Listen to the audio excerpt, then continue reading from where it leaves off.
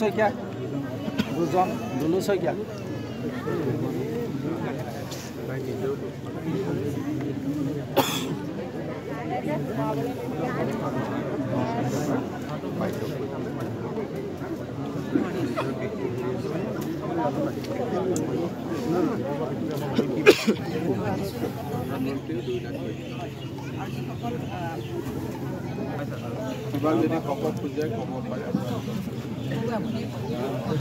আমাৰ যি অতি বেদনাদায়ক পথ দুৰ্ঘটনা 11গৰাকীকৈ ব্যক্তি আমাৰ মাজৰ পৰা আঁতৰি গ'ল। আজি মই এই দুৰ্ভগীয়া গাঁওখনলৈ আহি মৃত ব্যক্তিসকলৰ পৰিয়ালবৰ্গক সাক্ষাৎ কৰিলোঁ। আঘাতপ্ৰাপ্ত সকলৰ লগতো কথা পাতি তেওঁলোকৰ আশু আৰোগ্য কামনা কৰিলোঁ আৰু আমি যি ধৰণে পাৰোঁ তেওঁলোকক সহায় কৰাৰ বাবে চেষ্টা কৰিম। বেদনাদায়ক ঘটনা সমগ্ৰ অসমতে শোকৰ ছাঁ পেলাইছিল। স্বাস্থ্যৰ বা ট্ৰিটমেণ্টৰ ক্ষেত্ৰত যিমান পাৰোঁ আমি সহায় কৰাৰ কাৰণে চেষ্টা কৰিছিলোঁ। ভৱিষ্যতেও যিসকল গুৰুতৰভাৱে আঘাত হৈছে য'তে যেনেকৈ প্ৰয়োজন হয় আমি চিকিৎসাৰ ক্ষেত্ৰত সহায় আগবঢ়াই যাওঁ। ভৱিষ্যতে যেন এনেকুৱা আৰু ঘটনা কেতিয়াও নঘটে তাৰ বাবে সকলোকে সজাগ আৰু সতৰ্ক হৈ থাকিবলৈ মই আহ্বান জনাম।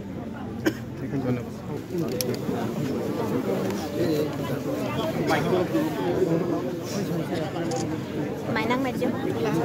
Mainang medyo.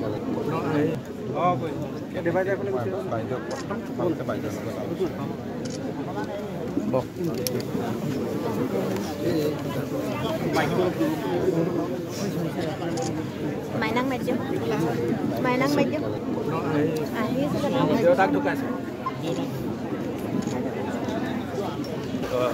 Ground zero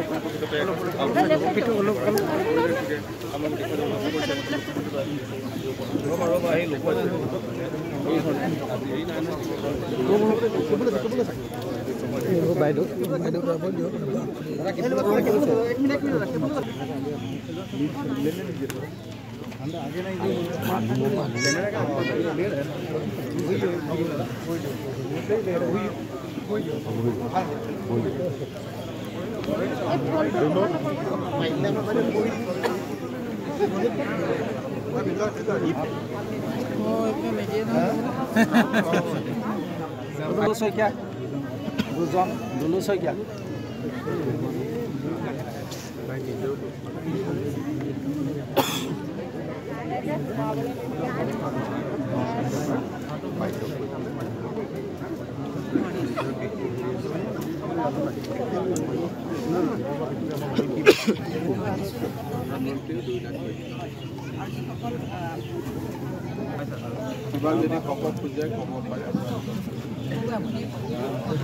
আমাৰ যি অতি বেদনাদায়ক পথ দুৰ্ঘটনা 11গৰাকীকৈ ব্যক্তি আমাৰ মাজৰ পৰা আঁতৰি গ'ল। আজি মই এই দুৰ্ভগীয়া গাঁওখনলৈ আহি মৃত ব্যক্তিসকলৰ পৰিয়ালবৰ্গক সাক্ষাৎ কৰিলোঁ। আঘাতপ্ৰাপ্ত সকলৰ লগতো কথা পাতি তেওঁলোকৰ আশু আৰোগ্য কামনা কৰিলোঁ আৰু আমি যি ধৰণে পাৰোঁ তেওঁলোকক সহায় কৰাৰ বাবে চেষ্টা কৰিম। বেদনাদায়ক ঘটনা সমগ্ৰ অসমতে শোকৰ ছাঁ পেলাইছিল। স্বাস্থ্যৰ বা ট্ৰিটমেণ্টৰ ক্ষেত্ৰত যিমান পাৰোঁ আমি সহায় কৰাৰ কাৰণে চেষ্টা কৰিছিলোঁ। ভৱিষ্যতেও যিসকল গুৰুতৰভাৱে আঘাত হৈছে য'তে যেনেকৈ প্ৰয়োজন হয় আমি চিকিৎসাৰ ক্ষেত্ৰত সহায় আগবঢ়াই যাওঁ।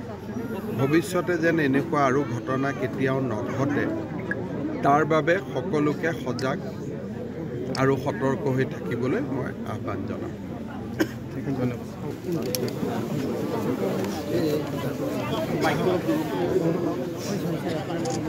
Mainang medyo. Mainang medyo.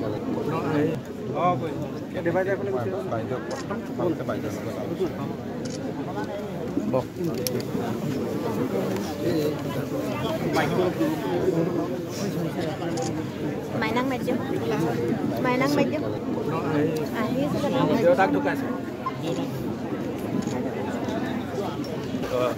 Ground zero' প্ৰকৃততে